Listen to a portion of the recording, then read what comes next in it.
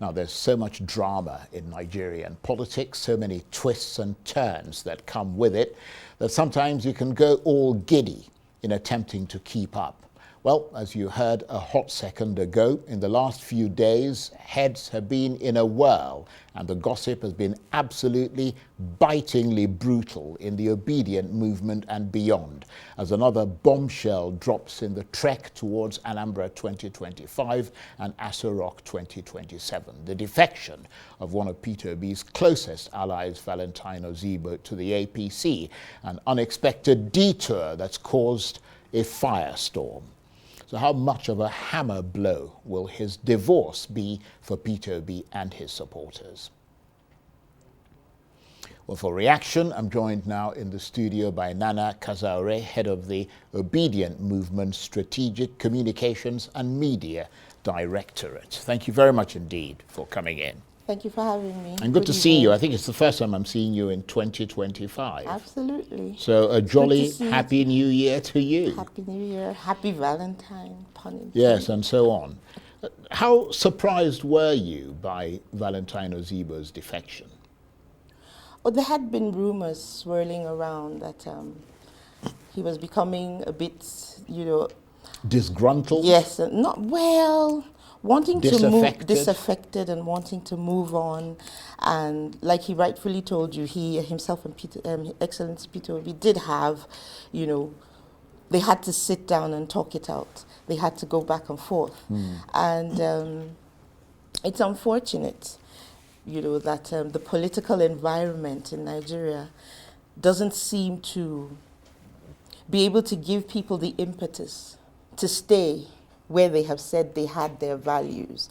The political environment and the electoral environment is quite hostile to people's ambition. And I say this because when you look at it, everybody seems to be moving in one direction. And so when we say that it seems as if the APC wants for Nigeria to be a one-party state, that's a huge cause for concern. Because there was a question that you asked him, and the response didn't seem like he has any shared values with the party that he has gone to join. When you look at His Excellency Peter Obi and the trajectory of how and why and when he left, for example, the PDP, you see that he didn't go to a big party to just use the platform. He went to a party where he could go, start from the beginning, and win. What we see in Nigeria today, which is also unfortunate, is that people just want to win the election. They go to where it is that it's easier for them to rig elections. It's easier for them to just throw away whatever it was they called values. Right, and then now what you now do is, rather than stay in a smaller party and build and gain the confidence, go in and compete, gain the confidence and win the votes of the people. Well, to be fair, Edo State is a case in point. To be fair, everyone isn't Peter Obi. I mean, Peter Obi was like one in a million who came out and was able to galvanize so many people, inspire so many people.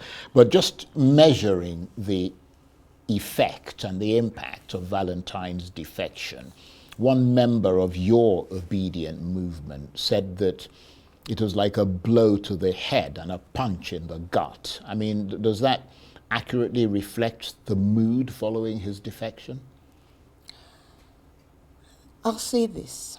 Life happens, you get up, you dust yourself, and you move on.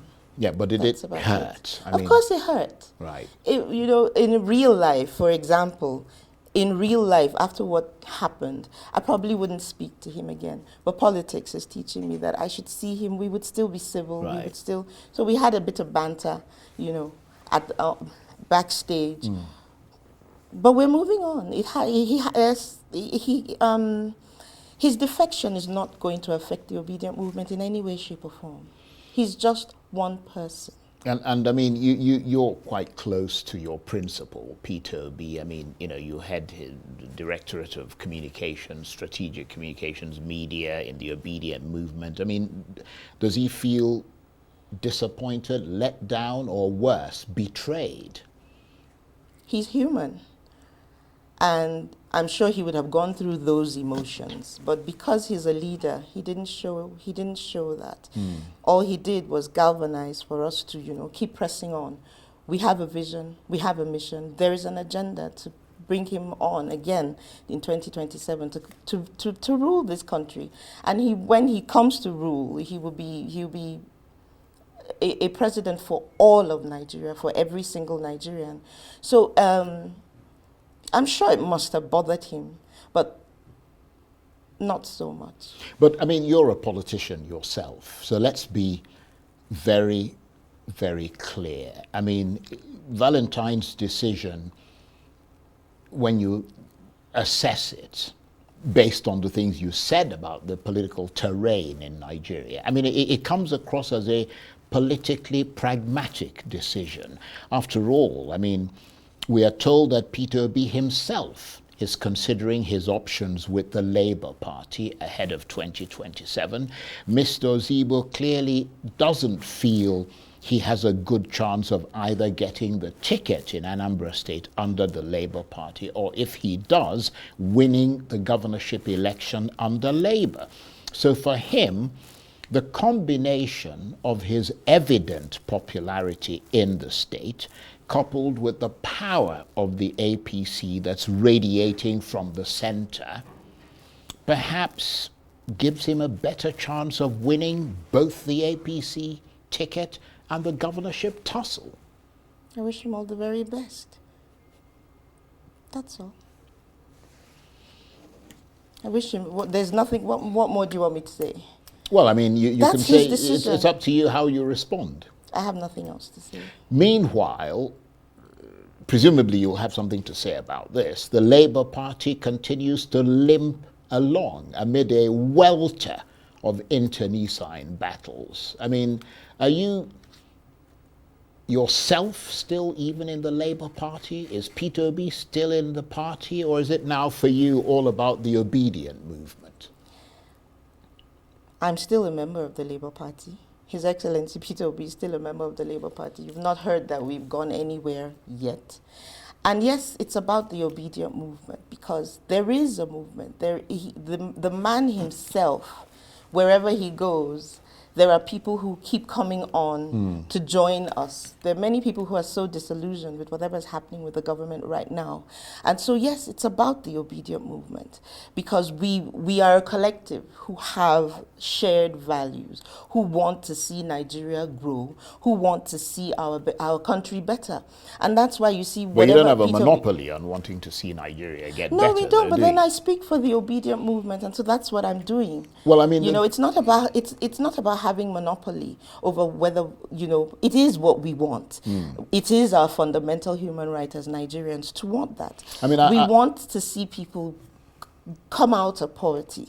We want a situation where every Nigerian can be educated. We want Nigerians to have basic health care. We want to have security in our country. It's not about whether we have monopoly or not. It's just what we want. Yeah. And we'll keep putting fire to the toes of the government to give us. They said they could. And so it is our job to make sure that we keep reminding them that you haven't done what you said you would do. Well, I mean, I ask you that because quite a few senior popular figures have left your party, Labour, as well as the Obi-dient movement. And there are reports flying around suggesting that even Aisha Yusuf may have left. I mean, is that a fact or is that a rumor? An ugly rumor. It's an ugly rumor. Right, okay. It's baseless. One thing we can say about Aisha is that Aisha is a very forthright person. Indeed she is. She'll say it as it is. I consider her a friend and a sister. Aisha holds His Excellency Peter Obi in very high regard and very high esteem. I am very sure that if she was ever to leave, it would be with the knowledge of His Excellency Peter Obi. One thing with Aisha has always said she's an activist.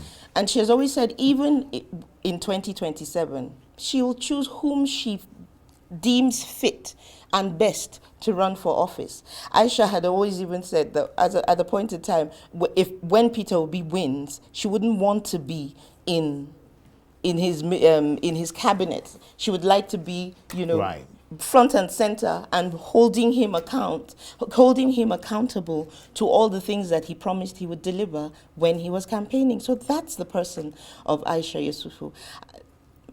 Please, let's just disregard any of that. Okay. I'm sure if Aisha had anything to say, she would say it herself and not through a proxy. Well, let's turn briefly to the issue of General Ibrahim Babangida's book launch last week. Lots of controversy around Peter Obi's attendance of that event.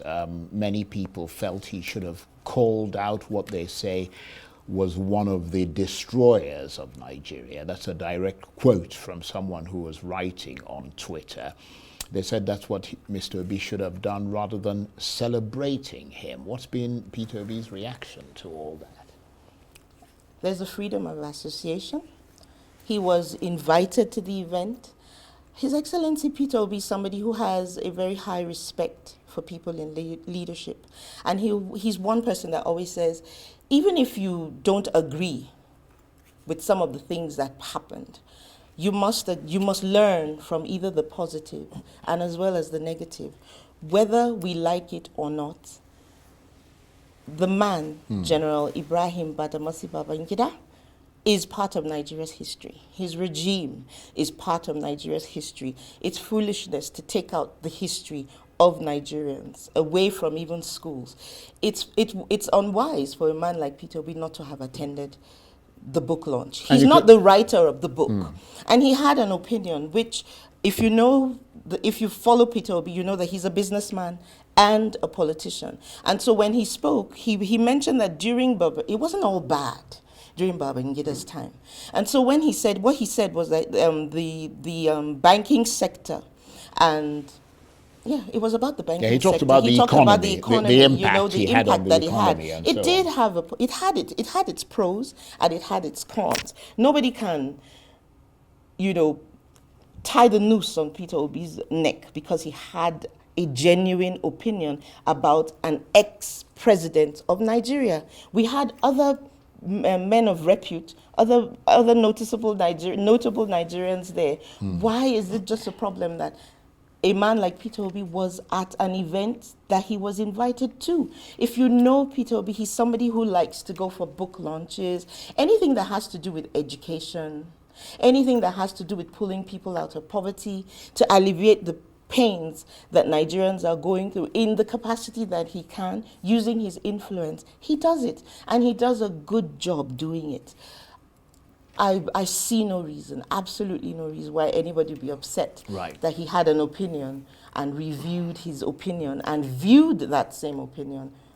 He's entitled to it. Right. Well, we're fast running out of time. What's the political outlook now, given Valentine Ozigbo's defection, as well as that of a number of other people, given the complete chaos, let's put it that way, in the Labour Party? What's the political outlook now into the future for the Obi-dient movement and for Mr. Peter Obi? The first task, right now that we have formed ourselves, we are a proper organization, a pressure group, call it whatever. The first task that we've tasked ourselves is we're going for electoral reforms. Without electoral reforms, then everything that we've asked for, everything that we're pushing for would just be, after all, I would agree with that assessment. Yes, we do believe that His Excellency Peter Obi won the election. Even the BBC at some point investigated, and they said to us, this was the winner of Nigeria's 2023 elections, and nothing happened because we have a very... Well, they didn't quite say he was the winner. They did say that in some states, that he won some states, like Rivers State, for example, yes, we know according to their own assessment. Exactly. And you know that if Rivers State was given to us, it would have changed the whole landscape. It would have changed the whole story of the 2023 elections. And so we need to do something about our electoral reforms, and that's what we're sitting. For the past 2 days, I've been sitting with constitutional lawyers, and we've been breaking it down. We intend to break it down into very simple English, so that even the vulcanizer on the road the butcher in the market can understand why we need electoral reforms in Nigeria. That's one thing that's front and center for the Obedient movement. Well, because we do not want to have a repeat of what happened 2023. Just yesterday made it 2 years that we believe that our mandate was stolen. Well, I think that the electoral reform is a very important thing, absolutely quintessentially necessary in this country. So in that regard, you're in the right direction. I want to thank you very much indeed, Nana. Great to see you again. Nana Kazaure is the head of the Obedient Movement Strategic Communications and Media Directorate. Thank you for coming in. Thank you for having me.